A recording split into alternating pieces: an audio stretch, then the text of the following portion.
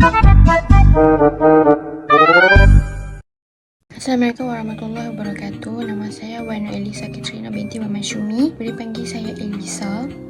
Saya dari kumpulan C, Section 5. Hari ini saya ingin membentangkan tentang poster-poster yang telah saya buat. Antara tajuk yang saya dapat adalah kebersihan diri, kesihatan diri dan bahaya yang mengancam kesihatan. Okey, jadi yang pertama iaitu kebersihan rumah. Kebersihan itu merupakan perkara yang amat penting, terutamanya kebersihan dalam rumah kita. Jadi kita kenalah jaga kebersihan rumah kita untuk mengelakkan kita daripada kena jangkitan penyakit. Di sini ada beberapa aktiviti yang boleh dilakukan untuk membersihkan rumah. Jadi yang pertama adalah menyapu sampah pada setiap hari. Itu kita boleh sapu sampah di ruang tamu, dapur, bilik tidur, semualah.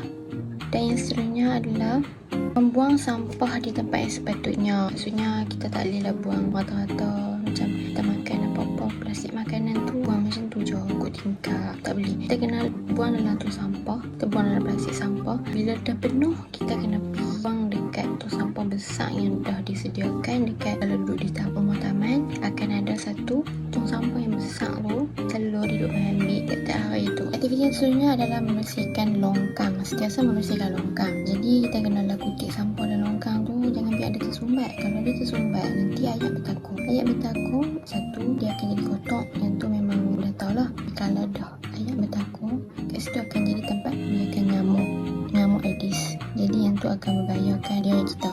Seterusnya adalah mengemas bilik tidur selepas bangun. Lepas bangun tu, kita kena perbetul cadar balik dan kita lipat selimut. Dan kita kena selalu buka kita punya cadar. Seterusnya adalah mencuci bilik air dengan rutin. Bilik air ni paling penting lah sebab kita guna bilik air tu untuk membuang. Jadi tempat tu yang paling kotor dalam rumah. Jadi kita kena selalu bersih. Kalau kita tak selalu bersih, dia akan mengeluarkan bau yang busuk. Jadi kita pun tak selesa duduk di rumah kita. Dan yang terakhir adalah sentiasa mengelak perabot dan barang di rumah. Jadi kita kena selalu lap tingkap, sofa, meja-meja dalam rumah, alatan di rumah lah supaya tak ada habuk. Jadi kesimpulannya kita kena jaga kebersihan rumah. Sebab kalau rumah kita sentiasa bersih, jadi kita pun happy lah nak hidup dalam rumah tu. Seterusnya adalah kesihatan diri. Kesihatan melambangkan kekayaan dan badan cerdas tetap sihat. Kedua kalimat ni sering diucapkan oleh ramai orang. Oleh itu, kesihatan amalan penting kepada kita dan kita wajar menjaganya dengan sempurna. Jadi hari ini saya ingin menerangkan tentang cara-cara untuk menjaga kesihatan diri. Yang pertama adalah menjaga kebersihan diri. Kebersihan diri ni adalah penting untuk jaga kesihatan diri kita. Sebab kalau diri kita kotor, kita mudah terkena jangkitan kuman. Jadi kalau kita nak sihat, kita kena jaga kebersihan diri kita. Jadi cara-cara untuk jaga kebersihan diri kita iaitu kita kena selalu cuci tangan. Sebelum kita makan, kita kena cuci tangan. Kita kena cuci kaki. Kita kena selalu gosok gigi. Dan kita kena kerap mandi.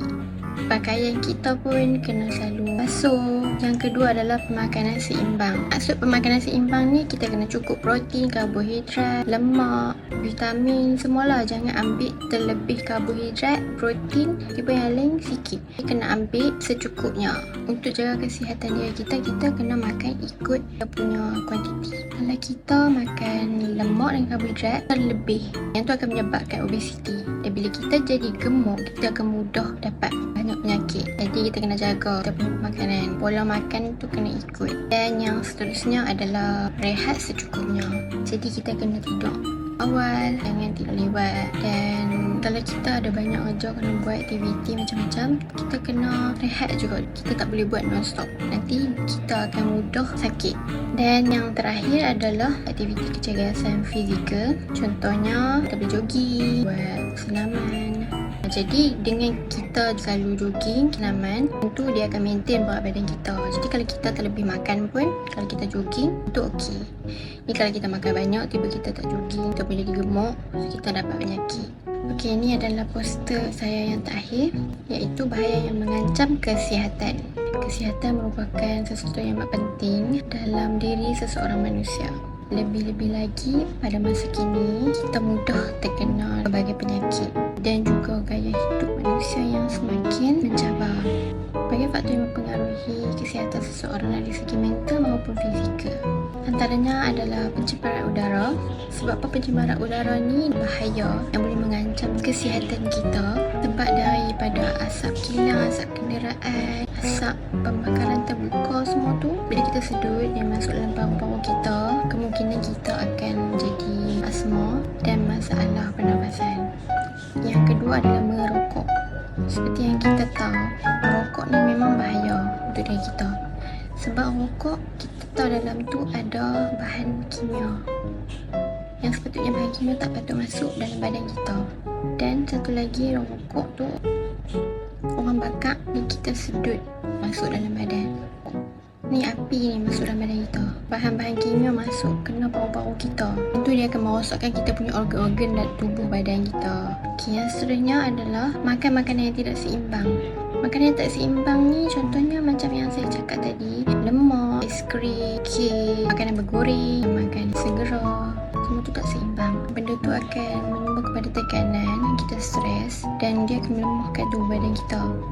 Okey, yang seterusnya adalah tidur lewat pada setiap malam. Ini memang akan bagi efek dekat kesihatan kita, memang akan bagi efek negatif. Sebab kalau kita tidur lewat, dia akan ganggu keseimbangan hormon tubuh badan kita, jadi tak teratur lah dan kita akan jadi mudah letih sebab kita tidur tak cukup waktu. Dan yang terakhir adalah pengambilan alkohol yang berlebihan. Yang ni untuk yang bukan Islam lah. Macam kita tengok, kalau orang tu minum alkohol terlampau banyak, dia akan jadi mabuk. Mabuk tu dia buat bagi kita tak boleh fikir waras, jadi benda tu tak bagus lah. Dan alkohol ni bila masuk dalam badan kita terlampau banyak, dia akan menyebabkan kerosakan hati. Sebab tu kalau kita padam pemena maka pakai alkohol, dia boleh padam. Jadi bayangkan dia masuk dalam badan kita, dia boleh hakis macam-macam organ tubuh badan kita. Jadi bahaya alkohol ni kalau kita ambil berlebihan. Orang yang bukan Islam lah, yang kalau Islam sebab tu larang, kita tak boleh ambil alkohol sebab tu benda tu memang bahaya. Jadi kesimpulannya, kita kena jaga kita punya kesihatan, kebersihan diri, keselamatan diri kita. Baiklah, setakat ini saja daripada saya. Assalamualaikum warahmatullahi wabarakatuh. Terima kasih.